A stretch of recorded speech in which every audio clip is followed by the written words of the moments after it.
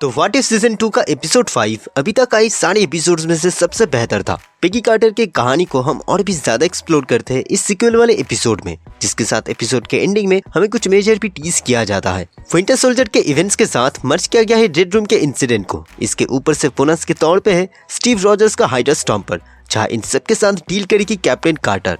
तो आज के इस वाले वीडियो में हम करने वाले हैं व्हाट इफ सीजन 2 के एपिसोड 5 को ब्रेक डाउन। तो बिना देर किए चलिए शुरू करते हैं।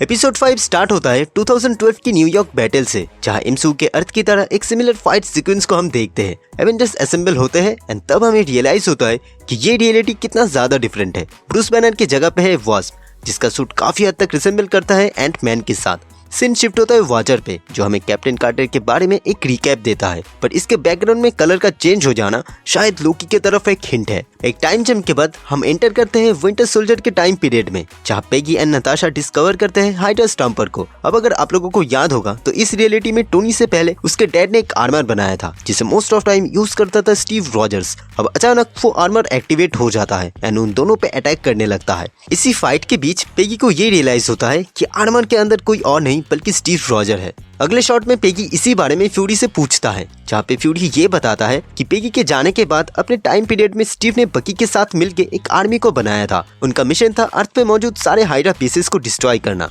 इसी दौरान अपने लास्ट मिशन पे स्टीव ने अपनी जान गंवा दी। फिर ब्लैक विडो इसके साथ एक और थ्योरी को ऐड करती है एंड हमें ये पता चलता है कि इस रियलिटी में रेड रूम हाइड्रा को कंट्रोल करता था एंड स्टीव के लास्ट मिशन में रेड रूम ने ही उसे टेक ओवर कर लिया।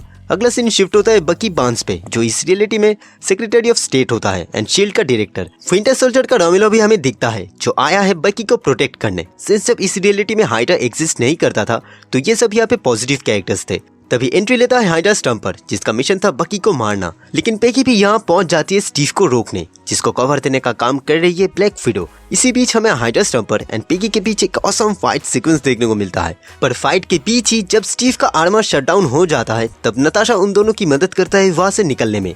अगले सीन में स्टीव के आर्मर को ये लोग फिक्स करने की कोशिश करते हैं, जहाँ ब्लैक विडो बताती है कि इसी सूट के चलते कोई भी सीरम ना होने के बावजूद भी स्टीव अभी तक जिंदा है, लेकिन इन सब के क्योर को ढूंढने के लिए उन्हें रेड रूम जाना होगा। अब इसी बीच स्टीव का आर्मर भी ठीक हो चुका था, जिसके बाद वो तीनों मिलकर जाते हैं रेड रूम को डिस्ट्रॉय करने। अब बेसिकली रेड रूम यहाँ पे एक सोकोवियन मिलिट्री बेस के तौर पे था, जहाँ पहुंचने के बाद स्टीव एंड पेगी के बीच एक स्वीट सा कन्वर्सेशन होता है अपने पास्ट को लेके। अब यहाँ पे इसी कन्वर्सेशन के बीच कैप्टन स्टीव का वही आइकॉनिक म्यूजिक प्ले होता है बैकग्राउंड में। तभी अचानक यहाँ के सभी लोग मिलके इन पे फायर करने लगते हैं एंड हमें ये रिवील होता है कि यहाँ पे कोई भी ह्यूमन बीइंग नहीं बल्कि रोबोट्स है।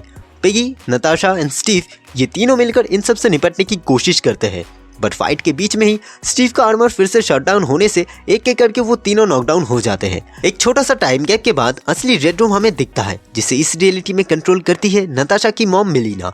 हमारे एमसीयू में मेलिना ने एक टाइम के बाद खुद को चेंज कर लिया था, लेकिन यहाँ पे ड्रेकॉफ के जाने के बाद वही रेड रूम का इंचार्ज है एंड स्टीव रॉजर्स अभी भी उसके लिए ही काम करता है एंड इवन यहाँ पे उन लोगों को लाना मेलिना का ही प्लान था। ब्लैक विडो मूवी में हमने रेड डस्ट नाम का एक ड्रग को देखा था, जिसके मदद से मेलिना यहाँ पे स्टीव एंड बाकी सबको ब्रेन वॉश करती है। इसके बाद पेगी भिड़ती है हाइड्रा स्टॉम्पर से एंड नताशा सामना करती है अपनी जैसे कई ब्लैक विडोज के साथ।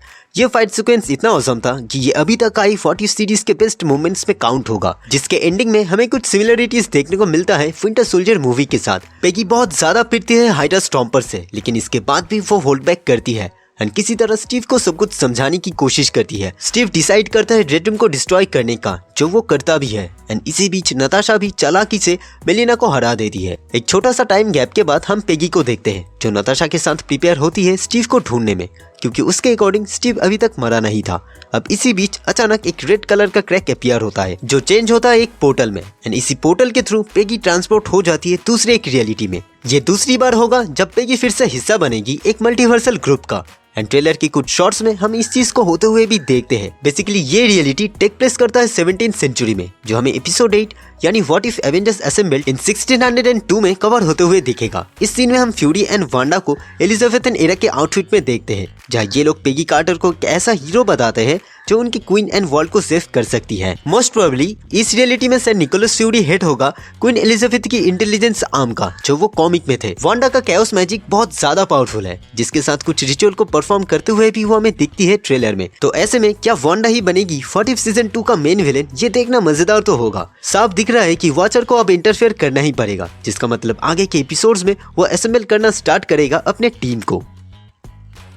तो दोस्तों ये था वीडियो व्हाट इफ सीजन 2 के एपिसोड 5 के ब्रेक डाउन के ऊपर। आपको ये वीडियो कैसा लगा नीचे कमेंट कीजिए। अगर वीडियो अच्छी लगी तो प्लीज लाइक कीजिए, शेयर कीजिए और अगर चैनल पे नए हैं तो प्लीज सब्सक्राइब कीजिए। तो मिलते हैं अगले वीडियो में, तब तक के लिए गुड बाय।